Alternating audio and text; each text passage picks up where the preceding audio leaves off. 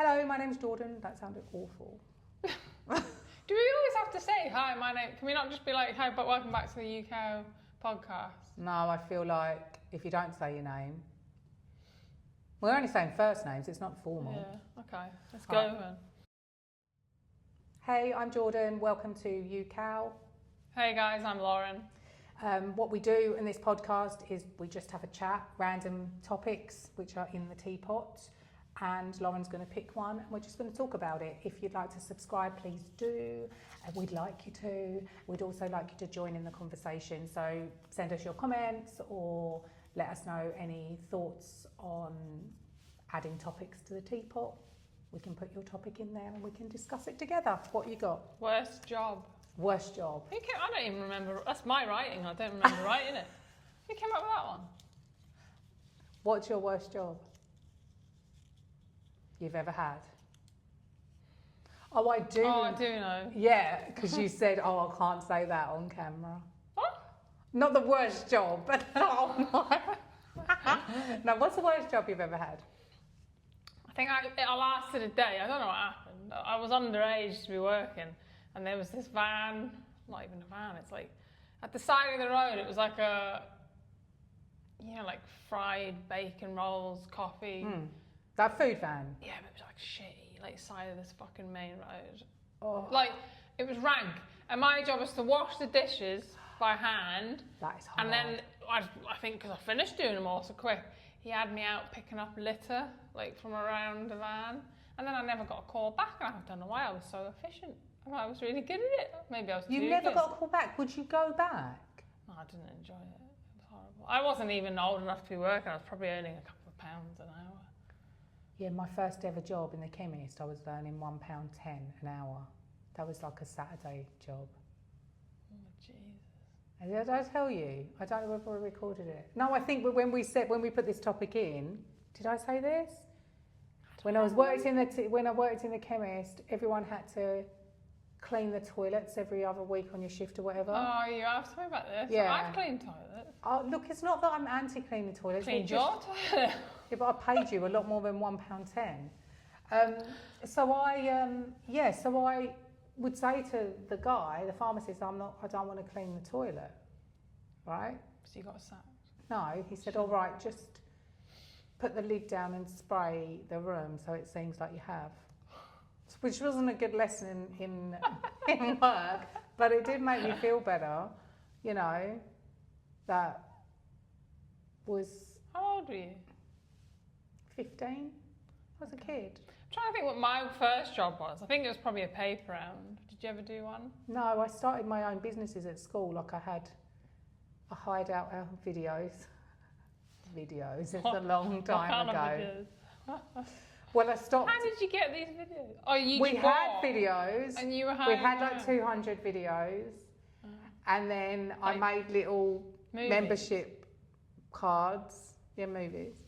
Membership cards, and I charged for people to borrow the videos, but I stopped it because, and this sounds like it's a joke, it isn't. I stopped it because a video went missing, and I was like, I'm not doing this anymore, right? Because I don't want to lose any of the videos, and the video was called The Invisible Man. And it went missing, so I was just like, yeah, I'm not doing it anymore. I also sold penny sweets for 2p. Mate, I used to sell sweets. Did you?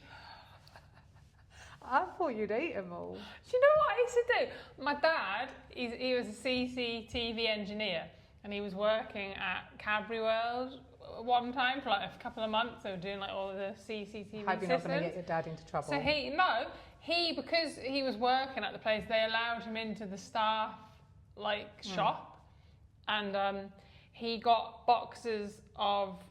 He used to get 48 Whispers or Whisper Golds in a box. I loved Whispers. They were like out of date. Oh. But you know what I mean? Like you can eat. Buy a couple of days, yeah. Yeah, and it's best before. They're not like going to make you sick.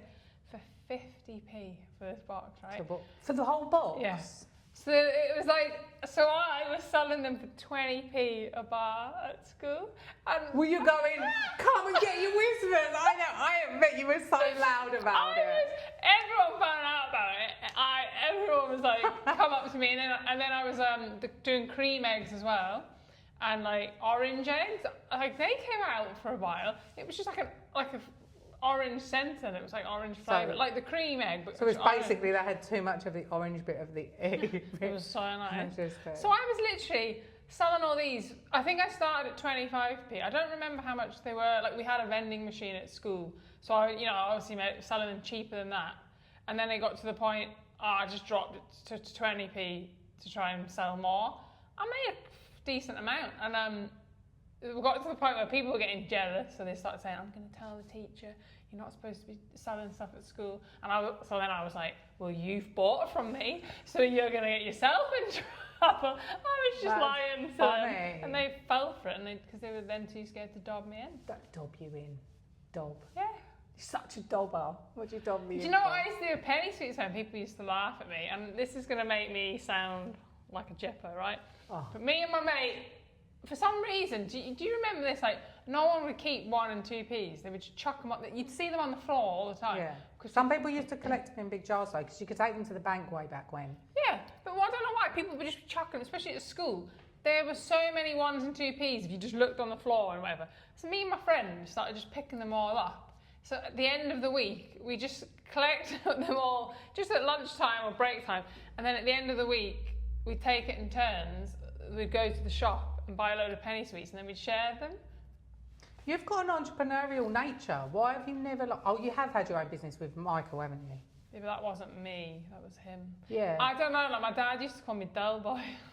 I don't know. I think maybe just because I don't know where to start. This time next year, we'll be millionaires. Millionaires. I think it's fear of failing. Plus, I don't know. I don't know anything about business, so I don't know. That's how you learn. That's it's how that I learn. Fear of, yeah.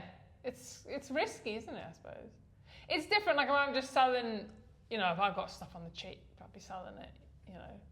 There was no risk involved with those. Yeah, I don't know. I think I've always liked working for myself. I'd love to have my own business, but again, it's it will happen. Fear of.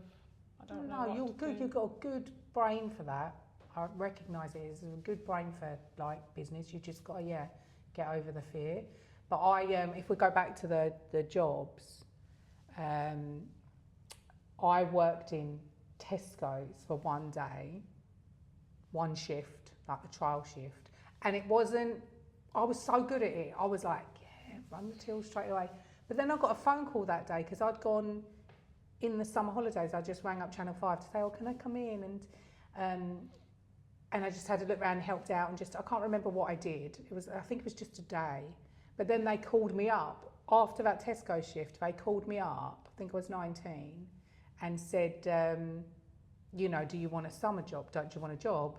And I was like feeling really bad. Oh, what should I say? I've just started a new job. And then I think my siblings were standing there going, like, what are you talking about? It's like a TV job, TV opportunity. And I was like, yeah. So that's where I literally got a job in TV from randomly ringing them up saying, can I come in and just see what it's like? And then they offered me a job. And the other guy on the day who I met, Gavin, he's still in TV now. But the Tesco's job, I was making the best of it. It was only a 4-hour shift. But I was just like, it wasn't the worst job. I can see how it can be it's here, if you get a job in a supermarket, I don't know what the money's like in the UK anymore, but if you get a job in a supermarket, it's actually quite a decent amount of money. And you just do your thing. You could probably work your way up as well. Yeah. But I'd love to be a shelf stacker. Would you? Just because... you like it all. Do you know what I mean? I'd be so good at it. I'd be like... I used to work at Toys R Us when I was 16. I think from 16 to 18 as a weekend job. And I was on the tills. All the girls basically were on the tills. And you had to try and sell batteries, because it'd come up on the screen of a toy. Would you like some batteries? What batteries it needed and stuff, and you had to try and sell the batteries. And I used to be the number one at selling the batteries. But I was so bad at getting people to sign up So the loyalty card. That's so funny. Because I didn't mind saying to someone, you need these batteries for this. Do you have any batteries? That was easy. Yeah. I wasn't like forcing it. But for a loyalty card, I'm like, what? I just hated it. And like, some of the girls would like scan, because we'd have a competition with all the other stores, and the store that did the most got given like this night out food and all this. And some of the girls would just be like, because you're getting so much pressure from the manager, they'd just, even if someone said no, they'd just scan them and just like, you know, binning it. That's naughty. Yeah, trying to cheat and stuff. And they were like, they then started giving out like fruit winders. Do you remember them? Yeah. They'd give it like, if you signed up, you got a fruit winder. One point they had these Lord of the Ring books that were quite about £20. They were quite good books, like about the films and stuff. And if you signed up, you got one of them free. Anything to get them. And I remember my manager came up to me and like in front of like shame, in front of this guy who was buying something, and she basically had a go at me because I wasn't getting enough people to sign up to them. I'm like, I'm making you money here with all these batteries and stuff. That's why she's made to work for herself. I'm like, she's just like, poor man. He was like, I'll sign up if you want. And I felt like so bad. And I think it's because I didn't believe in these loyalty cards. I knew they were taking people's details and selling them and using them for other stuff. So to me, I didn't want to push them because I didn't believe in it. How can you sell something you don't believe in? No, that's absolutely right. It's like, I think you know when there's that kind of stigma with people in sales, some people are like, oh, you know, a typical salesperson, they're trying to, and I just think you can actually be a salesperson with integrity, and I've met a lot of people like that. If you have conviction with what you're selling, like when I had my own PR business, I would only take clients on whose products or service I believed in personally, you know, because then I knew that whatever I was putting out there was like driven by me believing in them, and it was, you know, wasn't ripping people off, right? It's slightly different from sales. But how long were you in that job for? 2 years. I did it. So I did it while I was at college. Yeah. Just Saturday, Sunday. Like I then moved on. I progressed to customer service. What with that for? And I used to beg though. I always wanted to be the shelf stacker. I just wanted to make. They didn't understand. I was like, I'm tall. I can reach the top shelf. I'm like, they didn't realise how OCD I was. I did one shift. It's another thing. I just did one shift, didn't I? No, not Tesco. Tesco's, they put me straight on the till. I was like, they could see I was like a smart cookie, it's good with the people, ready to go. No, it wasn't a supermarket. It was a banana factory. Now, the reason being was there was I think we were at college. It wasn't. It was like boxes. But again, this is the thing. Like, I'm really efficient and fast worker, and if I'm in an environment that's boring, I'm going to work faster, right? Because I'm like, I'm going to get on with it because there's nothing else to do. And I think I just kept stacking these banana boxes. And the reason why I did it, I think I was doing a shift with one of my maybe it was my brother, I don't know. The reason I did it was because everyone at college, or I think it was college, was talking about, you get so much money from doing a shift, you know, you've got to clock in, clock out, or whatever. The lights were tripping me out because they're like these big strobe lighting, and I don't love that. And there was like music faintly in the background, but all I had to do was put bananas in boxes and move the boxes and stack the boxes. That's all I had to do. And I did 1 million of them in this short shift, right? And then I left the building. I was like, I don't think I can do that again. It was not the first time, but it was one of the pivotal times. And this sounds strange, arrogant, potentially. It's not. It was just an awareness moment. It's not about being better or worse than other people. It's about going, people are different. I've always kind of gone, I just want to be that person that I could just work in a bookshop or, and just be happy with. And I've always thought that, but I've never been able to do that, right? And so I'm in this environment, and instead of just doing the job, I start making up stories like, oh, this is like a setting of a film, and right? Like I can't keep the creativity contained, or I can't think this is gonna be for weeks. Like, is it like the monoton? Yeah, monoton. I forgot how to say it. It's boring. It's basically boring. The repeated task. Yeah, whereas some people love stuff like that because they don't want to have to use their brain. They just want to switch off and be like robot mode. But yeah, that's what I'm trying to say. People are different, and I felt very different in that environment. It felt like how can I do this without just thinking this is a game right now? It just felt like a game that I couldn't play every day. So it was just weird. And I think we knew someone who was getting everyone the job. They'd all get in the car together and they'll go and do this as a job. And as students, it was a great idea, right? You get like X amount of money an hour and all you're doing is stacking bananas. But yeah, I mean, I love bananas. Don't get me wrong. Like I have one every day or two a day in a shake now. Like, so, I mean, maybe it seeped in somehow. But that was a worse job for the reason of, I was just like, this isn't me. Like, I worked in a factory. Doing what? What type? It's a yogurt factory. A yoghurt factory. It was same thing as you basically. Well, there was all different about those different types of yogurts. We had trifles, you had yogurts. Oh, when they did the Galaxy or the Mars desserts, hardly ever, I'd be like, I want to be on that line because I just want to fucking break one. So they were already sealed. It wasn't the production bit. It was the packing. Yeah, one shift. I literally stood there as the trifles went through and I put the cherry on the top. But like that. That was the worst. I didn't like that bit. There was another bit, I've forgotten what we're doing. But the main bit I did was you'd get like the one machine we went on, me and my friend, it was supposed to be like a 4-person job. And we started off with 4, and because me and my friend were so efficient, they got the other 2 young guys to like go on a different thing. Because we worked out when there was like, you could get 4 yogurts if you grab the 2 on the outside and you push them together, like it would arch, and then you could slot them in. So we were doing my arms were like, by the end of it, She was alright. I was so tired by the end of like working there for a few weeks. So I was just like this. Then you'd stack the pallets. Yeah. I used to like, it was boring. And one time we did a 12-hour shift, like all through the night, because you got double pay. But we were going to London. But if you're together though, with mates, kind of we went a bit nuts. Sometimes you went nuts, from like being surprised. Just being like stir crazy. And sometimes the machine would break, and you'd be like, yes, because you'd get like a break from it. Or I'd go in and get like these little. I don't know if you ever remember these machines that did like coffees and stuff, and it was like a little brown cup. Yeah. Like a plastic one. And I used to get hot chocolate for like 15p on my break. And it was like the highlight. That was the best thing ever. And but we were just saving to go. We were going to London, so we wanted spending money. So we were just working there for a few weeks.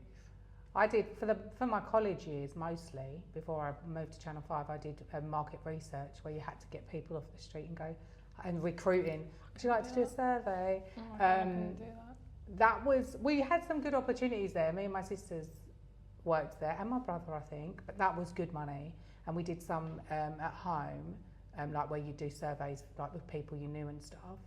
And that was really good experience, like really foundational. So I don't think that was a worse job. And when I was in the entertainment industry, so when I was doing modelling and acting, there were so many different jobs. So like I had bad castings, like the time I had to turn up and do an Indian accent because I looked Indian. And then I just ran away. And then one where I had to do, here we go.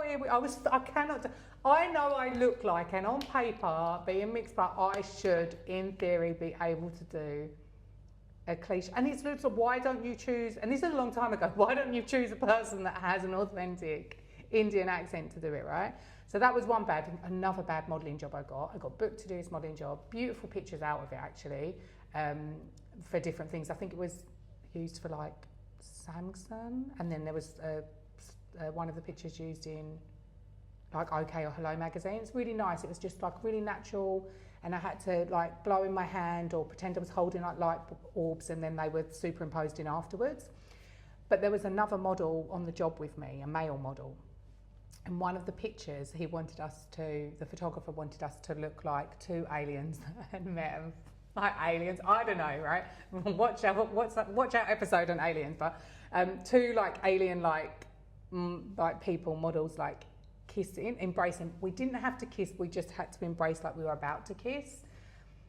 anyway, I'm like, whatever, I'm doing my job, I'm going to hold him and pretend I'm about to kiss him, right? So I'm just like this or whatever. I open my eyes, right? And the guy looks like he's been struck with the fear of God, right? With my kiss face. I think he was into guys, which was fine, but I think what it put him in a really awkward position, like he didn't want to do it, bless him. So I'm like there trying to do this like embrace, and I open my eyes and the guy's face is like this. I'm like, well, I'm not going to take that personally. But yeah, needless to say, those pictures didn't come out, like they weren't used for anything. That was a bit like, jobs like that were hard because they're not like the worst jobs, but you kind of feel like, oh, did I make, you know, was it an awkward situation? And often a lot of awkward situations in the modelling world. But yeah, wasn't the worst. Just a different job like every day. Good pay though. Yeah, a lot of the jobs, that was okay pay. Like one job I did, I wasn't even meant to be at the casting. I ended up at a casting because my friend had a call in the casting, and I was chatting with her and they just gave me a number and I was like, whatever, it was a mass casting. I think it was PlayStation, I think the job was for, but I didn't know. So I just went in, I just had like jeans and a t-shirt on, and they booked me for the job, and that was, yeah, good money. And then another job I got was a billboard job. Again, really just had to look a bit like an athlete.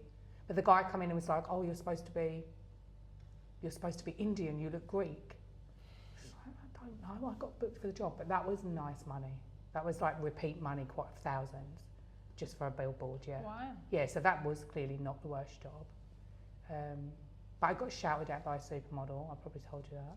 Which one? That was the worst job. I don't know her name. She's a French supermodel. It was on like a film set, and she pulled this was a horrible job. I told you, she pulled my jacket to one side, accused me of having fake boobs, yeah. And just, yeah, that wasn't very nice. But yeah, it's difficult. Like, sometimes I think, what would my worst job be, like, ever? You know, and I'm like, would it be something like dirty and slimy, or would it be something where I was bored, or what do you think your worst job would be? Something involving public speaking, probably. Oh, I'd die. says she when we're on a podcast. This is hard for me sometimes, but it's not as bad because we're in my kitchen, and I'm getting used to the camera. Like, it's just a camera. Like, it's not. Like, if there was a huge audience, I would die. Yeah, I don't know how people do it. Yeah, that is hard. So you'd rather clean a sewer or work on like an animal breeding farm or slaughterhouse than speak in public? What the? 100%. I don't think. Oh yeah, see, I think mine would be anything relating to raw meat. I can't even walk past the butcher's counter without having to hold my breath and block my senses. So you couldn't do a Lady Gaga and wear a meat dress? No. Mate, yeah, no. What job were you talking about at the beginning when you said that I had told you about a job of mine? That I couldn't tell the story. A hotel one? Oh, there's many stories I'm not going to tell from that.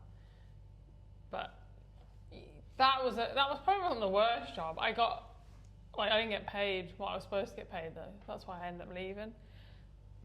I was supposed to get paid £5 something an hour, and I was only getting paid £4 something an hour. And I was in my 20s, mate. It's because they said I had to be like 24 or something. I'm like, what's that rule about? The minimum wage was it? But why was it 20? It was 24 to be on the £5, and I was like, are you kidding me? Like, I'm paying my dad rent here. I need the money. Would you charge your kids rent? Yeah, probably. Ah. But what I would do, I didn't pay my dad loads rent. At the time, I probably paid him about a week's wages. So. Instead of a month, yeah. Yeah, like it would be a week's wages. Was for the month's rent. Yeah. And obviously I didn't have to pay but internet, electricity and stuff.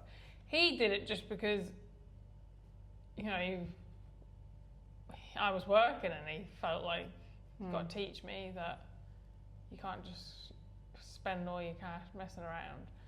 It's good, it teaches you. That's why I would do it for my kids, but I reckon I would take the money and put it in savings. And I'd either put it in savings or like investing or something, and then when they were wanting to buy a house, I'd give it back to them, because then it gets them used to not having all this cash and just wasting it on stuff. It gets them, basically at the end of the day, you've got to get used to putting so much of your money into. But don't you think just telling them, because if they're going to be older, let's be honest, the world's changing and we're going back to ways where kids are staying at home for longer. Don't you think you just say to them, you're getting this amount, I would tell put some in your savings? But don't you think it's teaching them more for them to take autonomy and go, put that in your savings, you've got that spending money.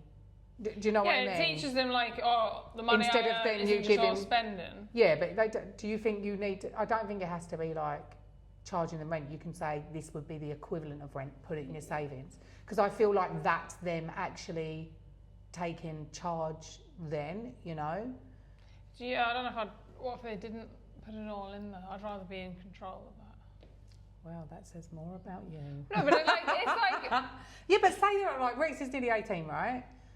He's had different jobs at different points, and he's got a really important year of study. So when he sort of goes to his next job or whatever, I don't think I want to teach him about certain things, and we have taught him about certain things at different points. But I don't think charging rent nowadays, I don't know whether that teaches them. I think it's good that, as I said, they won't just. Otherwise, I reckon a lot of kids would spend it all. Yeah, but do you not think if they're in their late teens or early 20s, if you actively said to them, "You got this job, you need to put that percentage." I'd rather it was automatically coming out. Exactly. You sit there and you guide them. This is the direct debit because this is mimicking what life is going to be like, right? Yeah. Then I think that probably.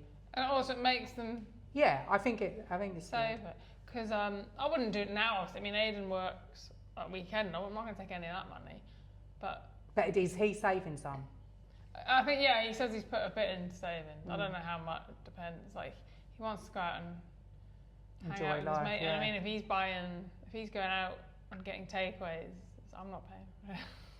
No, that's fair enough. But that's what I mean. And he wants shoes and stuff. I love it now that he's working, because he's got to the point where he's now at first it was a novelty, and he's now I don't have to go to work. And I like that, because I'm well, you've got to. This is what the real world's like. Nobody wants to go to work. It also gives them insight into options, doesn't it? It's he might have a banana factory moment where he's no, I'm not going to serve the tables. But he told me he's behind he works at a cafe, bakery cafe thing, doesn't he? He told me he's behind the till now as well. Yeah, he's been taught. Yeah, I suppose they slowly teach and progress. Yeah. But I like it because he can go out with his mates, he can buy clothes. Yeah, it's good for their independence. Yeah, last night he was at the market, the food market in Scarborough, hanging out with his mates. Oh, it's chaotic there. And we talk about Scarborough, WA, Perth, not the UK. Oh God, yeah, Scarborough. I've never been to Scarborough. I'm not sure I have. Right, well, I think we've gone through jobs pretty well. That was quite a fun one, having a little reminisce of different jobs we've done. Oh yeah, cut it out. We'll have to cut it out. Right, let's say goodbye now. So we're giggling, and there'll be a cut just before this, because there are a couple of things that Lauren has shared that we're not going to share. She'll get into trouble or other people into trouble. We'll just leave it at that. But please share with us what your worst job is, what your best job is, what job you wouldn't do, what job you would do, what job you want to do, what are your dreams, your hopes. La la la. Don't look at me like that after what you just told me. Or just watch and subscribe. Yeah, watch and subscribe, comment, join the conversation, and we'll speak to you soon. Bye. Is it just because it's got your name on it? Just because it's got my name on it, yeah. That's the only reason.